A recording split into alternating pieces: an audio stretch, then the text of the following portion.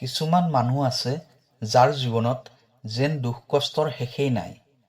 তেওঁলোকে যিমানেই চেষ্টা নকৰক কিয়, যিমানেই পৰিশ্ৰম নকৰক কিয়, জীৱনটো যেন সদায় এক অদৃশ্য সমস্যাৰ মাজতেই আবদ্ধ হৈ থাকে। কেতিয়াবা ধনৰ সমস্যা, কেতিয়াবা প্ৰেমৰ সমস্যা, কেতিয়াবা পৰিয়ালৰ অশান্তি। এটা সমস্যা শেষ নহয়ে আনটো সমস্যা আৰম্ভ হয়। এনেকুৱা অৱস্থাত বহুত মানুহে নিজকে প্ৰশ্ন কৰে, মোৰ লগতে এনেকুৱা কিয় হয়? জ্যোতিষশাস্ত্ৰ অনুসৰি কোৱা হৈছে মানুহৰ নামটো কেৱল এটা শব্দ নহয়, নামটো হৈছে এটা শক্তি, এটা কম্পন, যাৰ সৈতে মানুহৰ ভাগ্য, স্বভাৱ আৰু জীৱনৰ পথ জড়িত হৈ থাকে। পুৰণি ঋষিমুনিসকলে কৈছিল, মানুহৰ নামৰ প্ৰথম আখৰটোৱে মানুহৰ জীৱনত বিশেষ প্ৰভাৱ পেলায়। কাৰণ প্ৰতিটো আখৰৰ সৈতে জড়িত থাকে এটা বিশেষ শক্তি আৰু গ্ৰহৰ প্ৰভাৱ। এই শক্তিয়ে কেতিয়াবা মানুহক ভাগ্যৱান কৰি তোলে আৰু কেতিয়াবা জীৱনত বহুত পৰীক্ষাৰ মাজেৰে পাৰ কৰিব লগা কৰে। প্ৰিয় দৰ্শক, যদি আপোনাৰ ব্যক্তিগতভাৱে যিকোনো সমস্যা হৈ আছে, আপোনাৰ চাকৰিৰ ক্ষেত্ৰত, ব্যৱসায়, পঢ়া শুনা তথা বিবাহলৈ কিবা সমস্যা হৈ আছে, তেনেহ'লে ভিডিঅ'ৰ স্ক্ৰীণত দিয়া নম্বৰত আমাক যোগাযোগ কৰিব। আমি আপোনাৰ সমস্যাসমূহ সমাধান কৰিবলৈ চেষ্টা কৰিম। ভিডিঅ'টো শ্বেয়াৰ কৰি দিব আৰু কমেণ্টত লিখিব, জয় মা লক্ষ্মী। এতিয়া হওক ভিডিঅ'ৰ পৰৱৰ্তী অংশলৈ যাওঁ। আপুনি নিশ্চয় লক্ষ্য কৰিছে, কিছুমান মানুহ খুব সৰল, খুব ভাল হৃদয়ৰ হয়, কিন্তু জীৱনত তেওঁলোকে সদায় দুখ কষ্টহে পায়। আনহাতে কিছুমান মানুহে বিশেষ চেষ্টা নকৰিলেও সহজে সফলতা লাভ কৰে। এই সকলোবোৰ কাকতলীয় ঘটনা নহয় বুলি জ্যোতিষশাস্ত্ৰত কোৱা হয়। বহুত সময়ত মানুহৰ নামৰ শক্তিয়ে এইবোৰত গুৰুত্বপূৰ্ণ ভূমিকা পালন কৰে। আজিৰ এই ভিডিঅ'টোত আমি আলোচনা কৰিম এনেকুৱা 4টা নামৰ মানুহৰ বিষয়ে, যিসকলে জীৱনত অধিক দুখ কষ্ট ভোগ কৰিব লগা হয়। এই মানুহবোৰ সাধাৰণতে হৃদয়ৰ পৰা ভাল হয়, আনৰ বাবে বহু ত্যাগ কৰে, কিন্তু ভাগ্যই বহু সময়ত তেওঁলোকৰ কঠিন পৰীক্ষা লয়। কেতিয়াবা বন্ধুৰ পৰা বিশ্বাসঘাতকতা, কেতিয়াবা প্ৰেমত আঘাত আৰু কেতিয়াবা নিজৰ মানুহৰ পৰাও অৱহেলা। এই সকলোবোৰ কষ্ট তেওঁলোকে জীৱনত অনুভৱ কৰিব পাৰে। কিন্তু এই কথাটোও সঁচা যে যিসকল মানুহে জীৱনত অধিক কষ্ট দেখে, তেওঁলোকে জীৱনৰ গভীৰ সত্যবোৰ বেছি বুজি পায়। এই কষ্টবোৰেই মানুহক অধিক শক্তিশালী আৰু অভিজ্ঞ কৰি তোলে।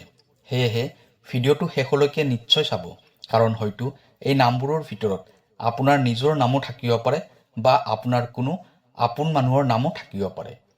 এতিয়া আহোঁ প্ৰথম নামটোৰ কথালৈ। জ্যোতিষশাস্ত্ৰ অনুসৰি প্ৰথম নামটো হৈছে এছ আখৰেৰে আৰম্ভ হোৱা নাম। যিসকল মানুহৰ নাম এছ আখৰেৰে আৰম্ভ হয়, তেওঁলোক সাধাৰণতে বহুত সৰল আৰু দয়ালু স্বভাৱৰ হয়। তেওঁলোকৰ হৃদয় অত্যন্ত কোমল হয় আৰু আন মানুহৰ কষ্ট তেওঁলোকে সহজে সহ্য কৰিব নোৱাৰে। এই নামৰ মানুহে সদায় চেষ্টা কৰে যাতে আন মানুহ সুখী থাকে। বন্ধু, পৰিয়াল, আত্মীয় সকলোৰে বাবে তেওঁলোকে সদায় আগবাঢ়ি আহে। কিন্তু বহুত সময়ত এই সৰলতা আৰু ভাল মনটোৱেই তেওঁলোকৰ জীৱনত সমস্যাৰ কাৰণ হৈ পৰে। কাৰণ পৃথিৱীত সকলো মানুহ একে নহয়। কিছুমান মানুহ থাকে যিসকলে এই সৰলতা আৰু ভালপোৱাৰ সুযোগ লয়। ফলত এছ নামৰ মানুহে জীৱনত বহু বিশ্বাসঘাতকতাৰ সন্মুখীন হ'ব পাৰে। বন্ধুৰ পৰা আঘাত পোৱা, বিশ্বাস কৰা মানুহৰ পৰা ঠগ খোৱা বা প্ৰেমত মন ভোৱা, এই ধৰণৰ অভিজ্ঞতা তেওঁলোকে জীৱনত বেছি দেখা পায়। আন এটা গুৰুত্বপূৰ্ণ কথা হৈছে, এই নামৰ মানুহে জীৱনৰ আৰম্ভণি সময়ত অধিক কষ্ট সহ্য কৰিব লগা হয়। পঢ়া শুনা, কৰ্মজীৱন বা ধনৰ ক্ষেত্ৰত বহু বাধা আহিব পাৰে। বহু সময়ত তেওঁলোকে যিমান পৰিশ্ৰম কৰে তাৰ সমান ফল তৎক্ষণাত নাপায়। কিন্তু ইয়াত এটা ভাল দিশো আছে। জ্যোতিষশাস্ত্ৰ অনুসৰি কোৱা হয়, এছ নামৰ মানুহৰ ভাগ্য দেৰি কৰি খোলে, কিন্তু খুলিলে খুব শক্তিশালীভাৱে খোলে। অৰ্থাৎ জীৱনৰ প্ৰথম ভাগত কষ্ট থাকিলেও পিছৰ সময়ত তেওঁলোকে ভাল সফলতা লাভ কৰিব পাৰে। এই নামৰ মানুহে যদি ধৈৰ্য ধৰে, নিজৰ ওপৰত বিশ্বাস ৰাখে আৰু কেতিয়াও হাৰ নামানে, তেনেহ'লে জীৱনৰ এটা সময়ত তেওঁলোকৰ ভাগ্য সঁচাকৈ সলনি হ'ব পাৰে। এতিয়া আহোঁ দ্বিতীয় নামটোৰ কথালৈ। জ্যোতিষশাস্ত্ৰ অনুসৰি দ্বিতীয় নামটো হৈছে আৰ আখৰেৰে আৰম্ভ হোৱা নাম। যিসকল মানুহৰ নাম আৰ আখৰেৰে আৰম্ভ হয়, তেওঁলোক সাধাৰণতে অত্যন্ত বুদ্ধিমান, পৰিশ্ৰমী আৰু সপোন দেখা মানুহ হয়। তেওঁলোকে জীৱনত সাধাৰণ কিবা এটা নহয়, ডাঙৰ কিবা এটা কৰাৰ ইচ্ছা ৰাখে। এই নামৰ মানুহে জীৱনত আগবাঢ়িবলৈ বহুত চেষ্টা কৰে। তেওঁলোকে কেতিয়াও সহজে হাৰ নামানে আৰু নিজৰ লক্ষ্যত উপনীত হ'বলৈ সদায় চেষ্টা কৰি থাকে। কিন্তু জ্যোতিষীয় ধাৰণা অনুসৰি দেখা যায়, এই নামৰ মানুহৰ জীৱনত বহুত বাধা আৰু পৰীক্ষা আহে। বহু সময়ত তেওঁলোকে যি কাম আৰম্ভ কৰে সেই কামটো সহজে আগবাঢ়ি নাযায়। কেতিয়াবা কৰ্মক্ষেত্ৰত সমস্যা, কেতিয়াবা ধনৰ টান আৰু কেতিয়াবা পৰিয়ালৰ অশান্তি।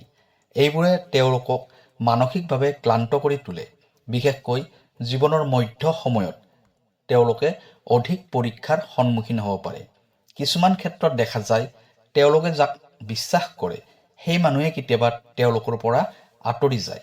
এইকাৰণে বহু সময়ত আৰ নামৰ মানুহে নিজকে অকলশৰীয়া অনুভৱ কৰে। কিন্তু ইয়াত এটা গুৰুত্বপূৰ্ণ কথা আছে। এই নামৰ মানুহৰ ভিতৰত থাকে অসাধাৰণ ধৈৰ্য আৰু শক্তি।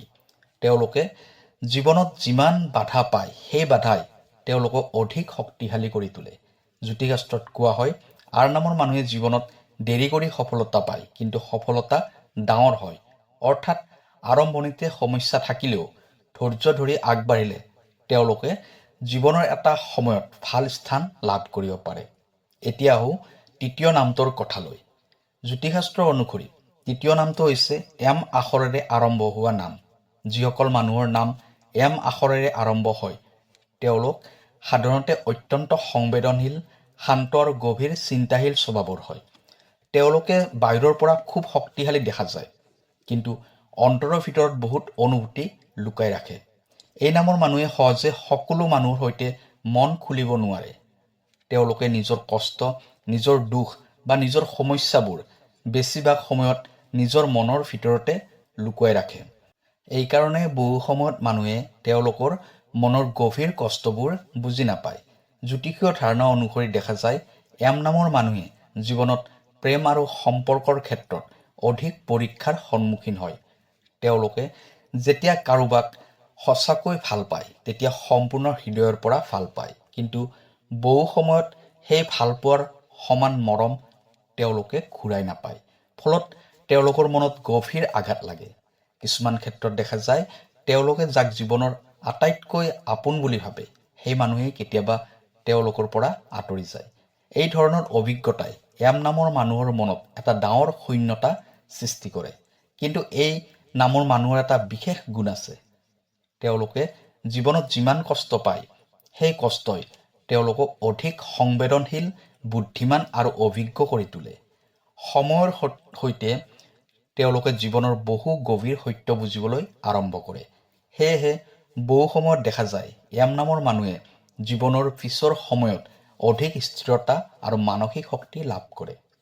এতিয়া আহিছোঁ শেষ আৰু চতুৰ্থ নামটোৰ কথালৈ। জ্যোতিষশাস্ত্ৰ অনুসৰি চতুৰ্থ নামটো হৈছে কে আখৰেৰে আৰম্ভ হোৱা নাম।